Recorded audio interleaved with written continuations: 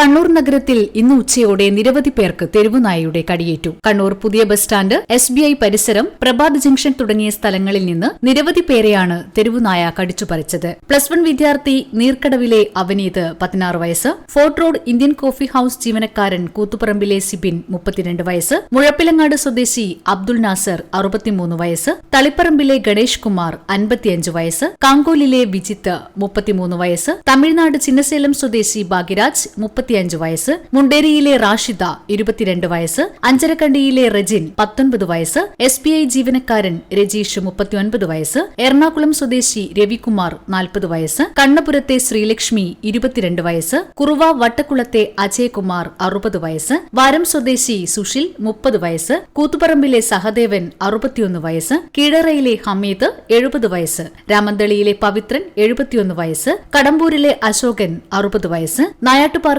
സ്വദേശി സീന 52 വയസ്സ്, കൂത്തുപറമ്പിലെ മനോഹരൻ 66 വയസ്സ്, പുതിയ തെരുവിലെ വിജിന 37 വയസ്സ്, കൊട്ടിയൂരിലെ സാജു 65 വയസ്സ്, വിദ്യാർത്ഥിനി കാഞ്ഞങ്ങാടിലെ നന്ദന 21 വയസ്സ്, മണിക്കടവിലെ ജിനോ 46 വയസ്സ് തുടങ്ങി 20ലധികം പേർക്കാണ് തെരുവുനായയുടെ കടിയേറ്റത്. ഇവർ ജില്ലാ ആശുപത്രിയിൽ ചികിത്സ തേടി.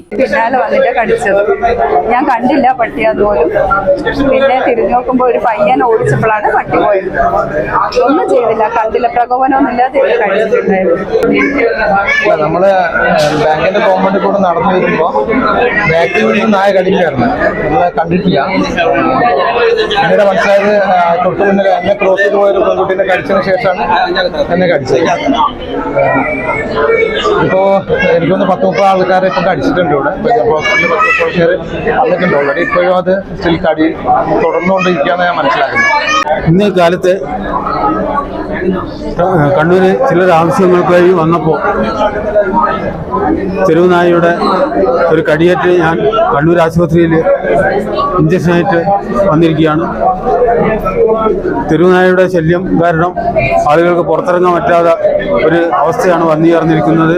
ഇതിൽ സർക്കാരും പഞ്ചായത്തും കോർപ്പറേഷനും മുനിസിപ്പാലിറ്റിയും ഒക്കെ ശ്രദ്ധ ചെലുത്തിയില്ലെങ്കിൽ നാട്ടിലെ ജനങ്ങളുടെ സ്വൈര്യജീവിതത്തിന് വളരെയധികം പ്രയാസം നേരിടുന്നതാണ്. അന്നൊരു ബസ് സ്റ്റാൻഡിൽ ഇങ്ങോട്ട് വരികയായിരുന്നു. ആ ബാങ്കിന്റെ അടുത്ത് ടേണിങ് തിരിഞ്ഞ ആദ്യം കുറേ നായി കൂട്ടമായിട്ട് പോകാണ്ട് അവരൊന്നും ആക്രമിച്ചിട്ടില്ല. പെട്ടെന്ന് വേറൊരു നായി വന്നിട്ട് ഒരൊറ്റ കടിയാന്ന് കടിച്ച് അപ്പോഴേക്കും ഞാൻ കാല് കുടഞ്ഞ് തുണിയൊക്കെ കടിച്ചു കൊണ്ടുപോയി. പക്ഷെ എന്നെ കടിക്കുന്നതല്ല പ്രശ്നം. ജനങ്ങൾ ഈ നാട്ടിലുള്ള ജനങ്ങൾക്ക് മനുഷ്യർക്കാണ് വില, നായിക്ക് പട്ടികൾക്കും മറ്റുള്ള വന്യമൃഗ വില. ഇതൊക്കെ ഗവൺമെന്റ് ഇതിനെ തിരുത്തേണ്ട സമയം കഴിഞ്ഞിരിക്കുക. കാരണം എന്റെ ഒരു കാര്യം മാത്രമല്ല, ഇപ്പൊ ഇന്നിവിടെ തന്നെ ഒരു 10-30 ആൾക്കാർ നായ കഴിച്ചിട്ട് വന്നിട്ടുണ്ട്. ഇവിടെ സ്റ്റേറ്റ് ബാങ്ക് പരിസരത്തും അതുപോലെ റെയിൽവേ സ്റ്റേഷൻ പരിസരത്തും പട്ടിയുടെ കടിയേറ്റ് 10-40 ആളുകൾ ഇവിടെ ജില്ലാശുപത്രിയിൽ ചികിത്സ തേടിയിട്ടുണ്ട്. പട്ടിയെ ട്രേസ് ചെയ്യാൻ ആവശ്യമായ നടപടിക്രമങ്ങൾ കോർപ്പറേഷന്റെ ഭാഗത്ത് നിന്ന് ചെയ്തിട്ടുണ്ട്. നമ്മുടെ HIയുടെ നേതൃത്വത്തിൽ വർക്കേഴ്സിന്റെ നേതൃത്വത്തിൽ പട്ടിയെ ട്രേസ് ചെയ്യുന്നുണ്ട്. അതിന് പെട്ടെന്ന് തന്നെ പിടിക്കാനുള്ള സംവിധാനങ്ങളാക്കിയിട്ടുണ്ട്.